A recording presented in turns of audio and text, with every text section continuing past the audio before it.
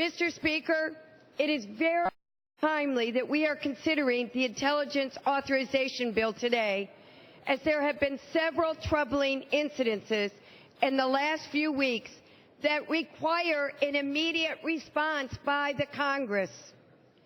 I know that members on both sides of the aisle care deeply about airport security and cybersecurity, and we agree that Congress must do everything possible to keep the American people safe. Last week, we learned that 73 people employed at airports across the country should have been disqualified for employment because they were on... Gentleman's correct. The House come to order. Both sides, the House come to order. If you need to have a conversation, please take it off the floor of the House. Gentlelady will continue. Last week, we learned that there were 73 people employed at airports across the country that have been disqualified for would have been disqualified for employment because they're on a terrorist watch list. The American people deserve the highest level of security at our airports. And quite frankly, I believe for all of us, the status quo is unacceptable.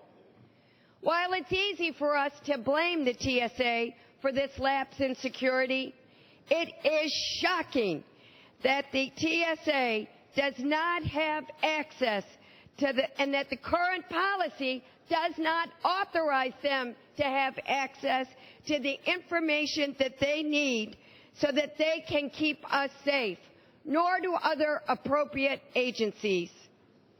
As much as we agree that reforms are needed at TSA, we should all agree that they should have all the information they need to do their jobs.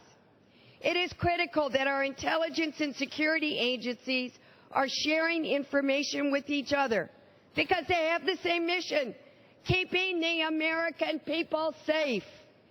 This motion to recommit simply states that the Director of National Intelligence must provide all information on new and changing terrorist threats and the updated terrorist watch list information to TSA and to anybody else in the government that needs to have it. In addition to improved information sharing, I think everybody in this chamber knows that we must address cybersecurity.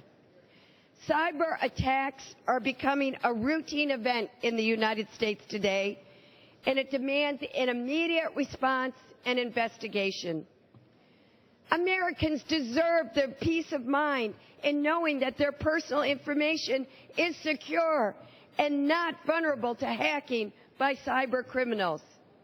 Yet there's a growing list of recent incidences that continues to put the privacy of everyday Americans, our constituents, at risk. The recent breach of over 4 million records of federal employees at the Office of Personnel Management and a hack of 80 million records at Anthem Health Insurance and Care First, Blue Cross Blue Shield are just a few of the prominent examples of this growing threat. And who's paying the price? Working families. For each cyber attack that you read about in the newspapers, there are many more that are going unreported or worse, undetected. In fact, some security experts are concerned that China is now building a massive database with the personal information of many, many American citizens. Furthermore, American companies are increasingly becoming targets of cyber attacks, with a recent report estimating that this is costing our economy more than $445 billion. We simply cannot wait any longer to protect the privacy of everyday Americans from hackers and cyber criminals in Russia and China. This motion to recommit simply requires the Director of National Intelligence to prioritize efforts to uncover and foil attempts to steal the private personal information of Americans. This is the least we can do to respond to the attacks on the privacy of the American people. Let's show them, the American people, that Congress is listening. The gentlelady's time has expired. Thank you, Mr. Speaker. For what purpose, the gentleman from California seek recognition? Mr. Speaker, I rise